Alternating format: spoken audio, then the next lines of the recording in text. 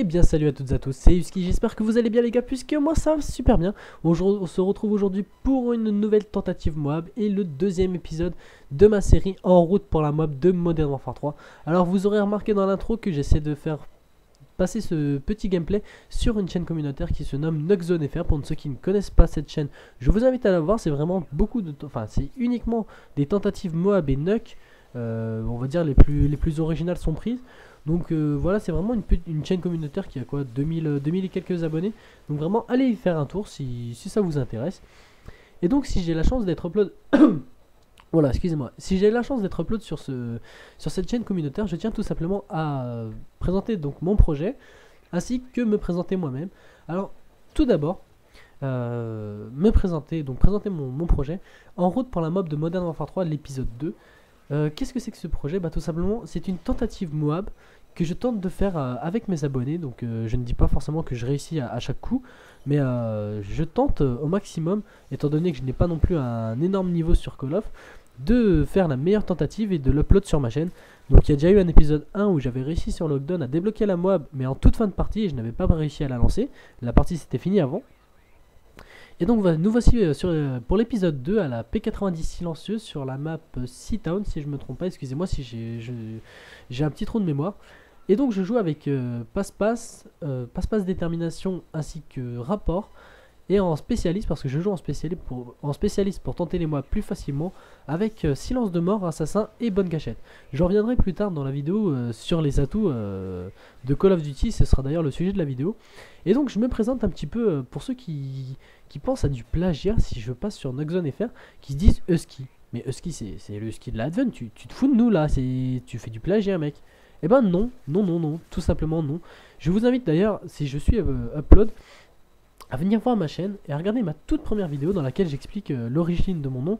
Et vous verrez très bien que je n'ai pas voulu faire de plagiat en volant ou je ne sais quoi ce pseudo.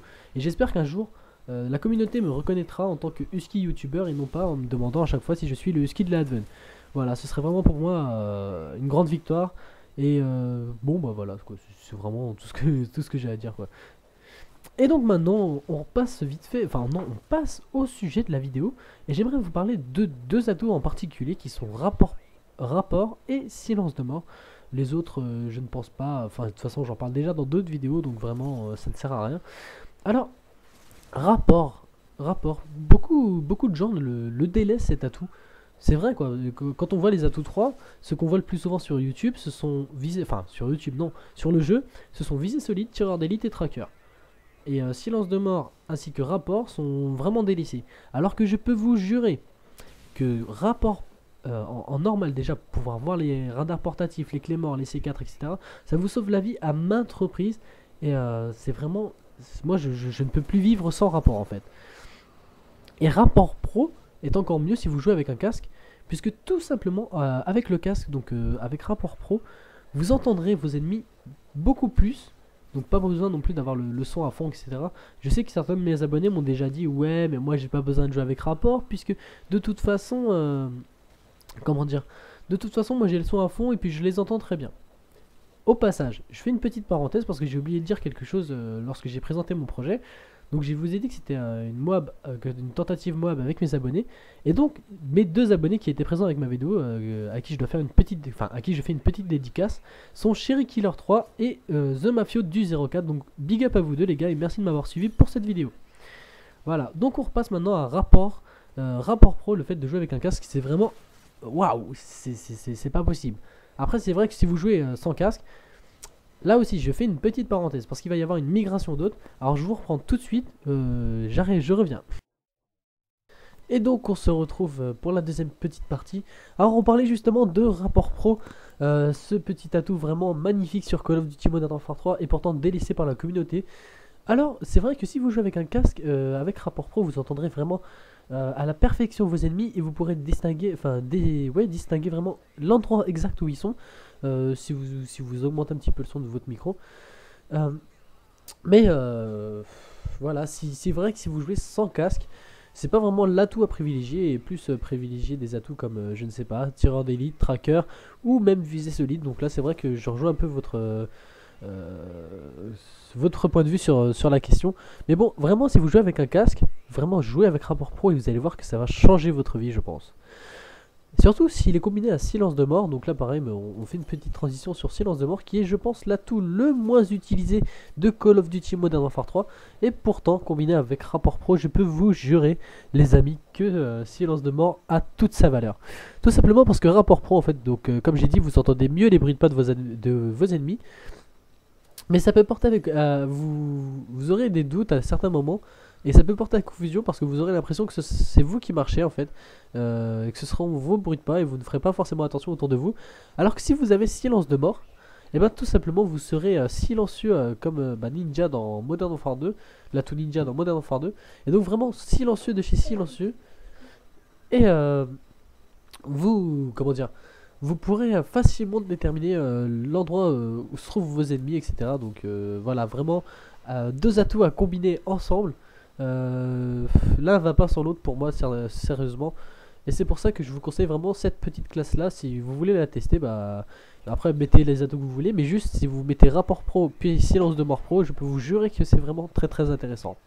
Au passage, je débloque les atouts spécialistes. Donc il était un peu temps au bout de déjà 6 minutes de vidéo. Et ça y est, donc je suis parti, je suis en série maintenant.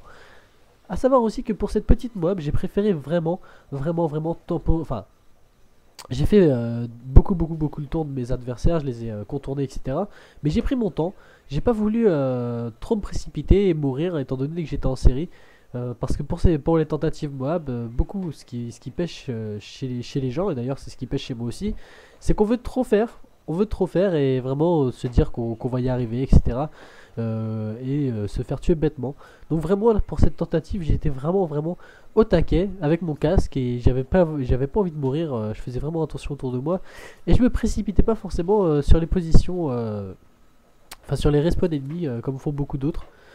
Et donc c'est pour ça que j'étais assez content de cette petite tentative puisque tout simplement je vais pas rester dans mon coin à attendre que les ennemis arrivent. Donc c'est pour ça d'ailleurs que j'espère que Darkzone FR m'uploadera. Bref, j'aimerais parler avec vous maintenant d'un autre sujet vu que j'ai fait le tour. Je vais pas parler de tous les atouts, ça ne sert à rien vu que j'en parle déjà dans une autre vidéo. Et donc j'aimerais aborder avec vous un autre sujet tout simplement, les jeunes youtubeurs, l'entraide entre les jeunes youtubeurs et les chaînes communautaires. Donc c'est pareil, c'est un sujet qui a été beaucoup abordé par d'autres youtubeurs, mais moi j'aimerais donner mon avis qui disent que l'entraide entre youtubeurs ça veut dire que les jeunes youtubeurs ne s'aident pas assez. Et c'est vrai, enfin je peux constater ça. J'ai moi-même perso voulu aider beaucoup de youtubeurs et j'ai voulu que beaucoup de youtubeurs m'aident. Et je suis toujours en attente de réponse. Les jeunes youtubeurs, on va dire qui ont moins de 1000 abonnés, se la jouent perso sur YouTube et ne trouvent pas que cette technique d'entraide pourra les aider. Pour eux, ils ne vivent que pour les chaînes communautaires. Alors c'est ça aussi. Je pense une fois qu'un youtubeur a vécu le plaisir d'être upload sur une chaîne communautaire, se sent tout puissant et pour lui, il n'a pas besoin d'autres personnes pour faire sa vie sur YouTube. Donc c'est un peu dommage, c'est vraiment dommage cette mentalité. Et moi c'est vraiment ce que je ressens puisque j'ai fait beaucoup de demandes à des youtubeurs de faire des duels commentaires pour nous présenter, etc. C'est d'ailleurs un petit projet bien sympa que j'aimerais faire continuer. Donc si vous êtes intéressé, je vous demande de me contacter. Moi ça aidera beaucoup les youtubeurs, etc. Je pense les jeunes youtubeurs qui ont moins de 1000 abonnés à se faire connaître. Et donc voilà, c'est vraiment moi ce que je voudrais faire pour beaucoup d'entre nous qui avons du mal à se faire sortir, à nous faire sortir de l'ombre. Mais pour ça, bien sûr, vous savez tous qu'on peut passer par les chaînes communautaires. Mais voilà, il y a beaucoup d'entre eux qui voient les chaînes communautaires en fait dans leurs vidéos, qui mettent forcément à chacune de leurs vidéos une intro de chaîne communautaire, que ce soit code CF, code QG, ils en mettent des fois même 6 ou 7 d'intro. Et après n'arrivent même plus à se rappeler les chaînes communautaires dans lesquelles ils essaient de faire passer leurs vidéos. Alors là c'est pareil, c'est vraiment nul ce qu'ils font. Parce que moi personnellement là je tente de faire upload ce gameplay sur une seule chaîne communautaire. Et j'espère vraiment avoir plus de chance que les autres, puisque c'est un gameplay que je propose qu'à une seule chaîne. Donc ça veut dire que je m'intéresse à la chaîne, que je la suis, etc. Et pas forcément, j'essaie forcément de faire passer mon gameplay sur toutes les chaînes communautaires que j'ai pu croiser, etc. En leur disant, bah voilà, au moins il y en a peut-être une qui va m'accepter, etc. je me dis de toute façon je suis un youtubeur qui ne vit pas au dépend de ses chaînes et je l'explique dans une de mes vidéos. Tout simplement, bah, comment dire, je me suis fixé donc une limite de 2 passages par chaîne communautaire. Donc j'ai déjà eu un passage sur Code QG. Et donc si je repasse une prochaine fois, je n'aurai plus le droit de faire un upload de gameplay sur Code QG. Et je devrais me débrouiller bah, via d'autres chaînes communautaires, etc. C'est pour ça que je fais vraiment l'effort de me proposer qu'une seule chaîne communautaire. Et je trouve que c'est mieux en fait. Le fait de faire ça, je pense que ça aidera beaucoup plus les chaînes communautaires déjà à croire en elles, parce que bon, c'est pas le tout, parce que les chaînes communautaires, c'est à peu près, c'est nous qui faisons vivre ces chaînes communautaires, nous youtubeurs qui faisons vivre ces chaînes communautaires, et sans nous, bah, elles seraient pas là aujourd'hui.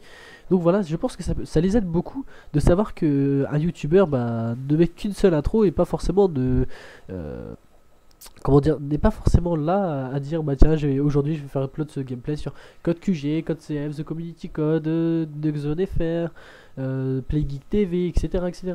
Et avoir 6 ou 7 intros dans le truc, ça fait déjà 1 minute d'intro si on met toutes les intros en même temps. Et donc voilà, c'est pour ça, je tenais vraiment à vous faire partager ce petit point de vue. Dites-moi ce que vous en pensez dans les commentaires. Est-ce que vous pensez que bah, tous les youtubeurs maintenant ne vivent que pour les chaînes communautaires, que l'entraide n'existe plus entre jeunes youtubeurs? Parce que je vois les moyens youtubeurs qui sont pour moi à partir de 5000 abonnés. À partir de 5000 abonnés, je vois vraiment un effort. Et là j'ai ma théorie là-dessus. J'ai ma théorie qui dit que tout simplement il y a de l'entraide au niveau des moyens abonnés. Petite parenthèse, je m'arrête vite fait là puisque j'aimerais vous faire un petit commentaire sur ce qui va se passer. Le petit kill, le petit dernier kill qui me permet de débloquer ma moab, j'étais assez content. Et donc voilà, vite fait on en revient puisque c'est la fin de la vidéo déjà. Voilà, à partir de 5000 abonnés on voit une entraide et c'est vrai que bah, je me dis que les moyens youtubeurs s'entraident puisque tout simplement ils ont réussi à se faire sortir de l'ombre, alors ils peuvent se permettre de s'entraider, tandis que les jeunes youtubeurs bah, c'est chacun pour soi et c'est vraiment dégueulasse. Donc voilà, dites-moi ce que vous en pensez dans les commentaires si vous trouvez que j'ai raison. C'est la fin de la vidéo, je vous propose une petite killcam à la Moab, donc c'est vraiment assez rare, surtout en domination. On voit souvent en mêlée générale, etc., mais en domination ça devient un peu plus rare. Donc je vous remercie d'avoir regardé cette vidéo, je remercie la chaîne communautaire si elle me upload. En attendant je vous dis prenez soin de vous, prenez soin de ceux que vous aimez et ciao les gens.